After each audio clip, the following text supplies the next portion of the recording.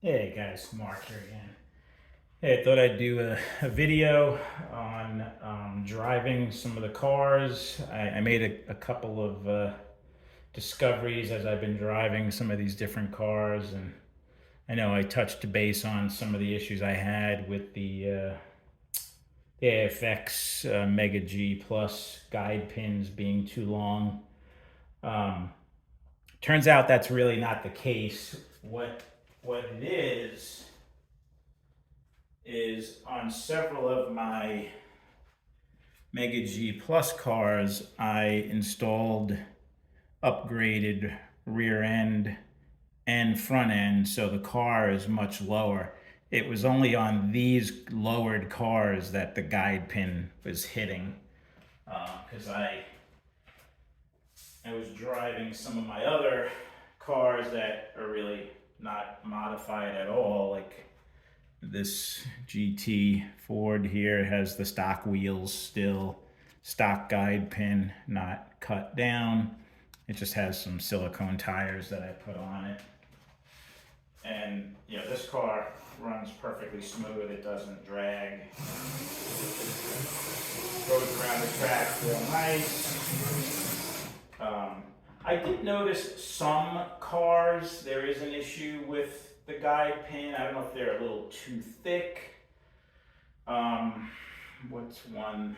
So like this Hardin Creek Super 7 chassis on the straightaway, if you listen, it runs real smooth. But as soon as it hits the turn, you can kind of hear it make a little squeal, screech noise. It's very minor, but you can feel it when you push the car with your hand, like on the straightaway. It's very smooth, and then you can just feel a tiny little bit of resistance going into the turn. It's very minor. Obviously, it doesn't really affect the car much. The Tyco cars, I don't think. By the way, I just got this M&M car from Scott's House of HO. He sent me that, and I'd like to thank Scott for this car. It's in really nice condition. I mean, it's like practically like brand new. The only thing it needs is some rear tires. It has some pretty hard tires on it right now, but I don't think the Tyco car has the issue with their guide pins. Yeah, that feels pretty smooth all the way through from the straight into the turn. This is one of the TFX OS3. These are fun cars to drive around. Get some drifting going on around the turns here.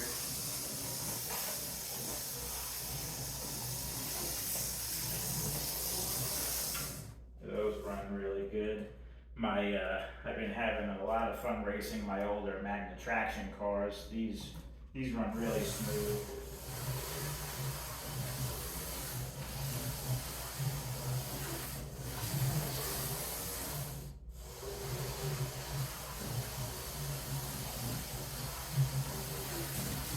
I've raced several of the Magna Traction cars, and they all run real nice.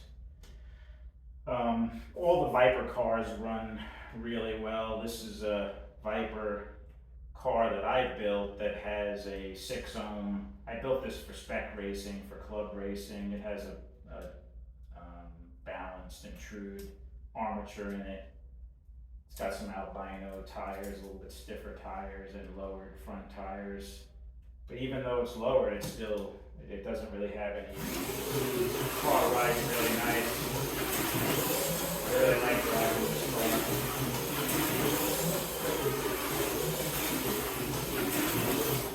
Most of the Viper cars all run really well. Obviously, it's their track. You would hope they run. This is another Viper their modified chassis, the 3 ohm chassis that they sell.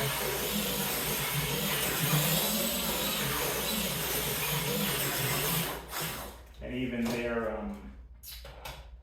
standard 6 ohm V-spec stock. I have GT40 plastic bodies on. These run real nice too. Most people, this is probably all you need. My older, like, Super G Plus cars, they have the issue a little bit. Like, you can hear it. You could hear it going around the turn, kind of squeaking, and you could feel it. You could feel it binds a little bit in the turn. You could hear that.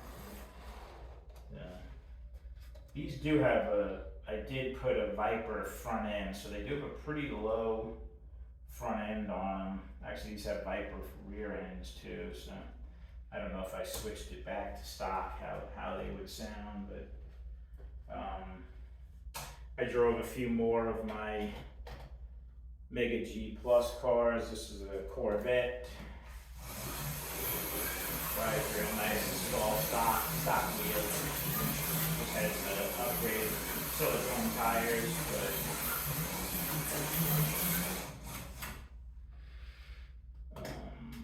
what else can I show you guys? That's pretty much it. I mean, my really fast cars, these are Viper as well. These all run great. I love the sound of these cars. And then of course my 2-ohm Neo car.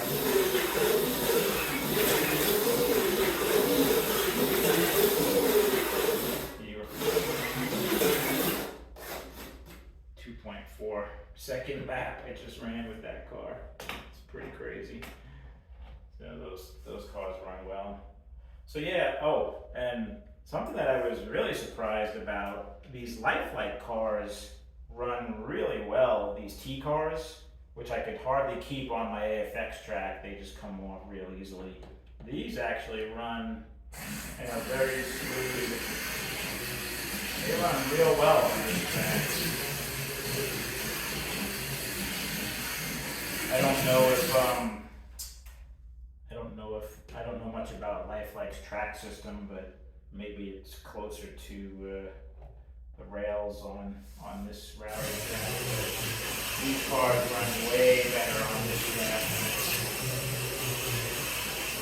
I could actually see racing, getting 4 of these going and having a fun race with those Lifelike cars. So I was happy about that.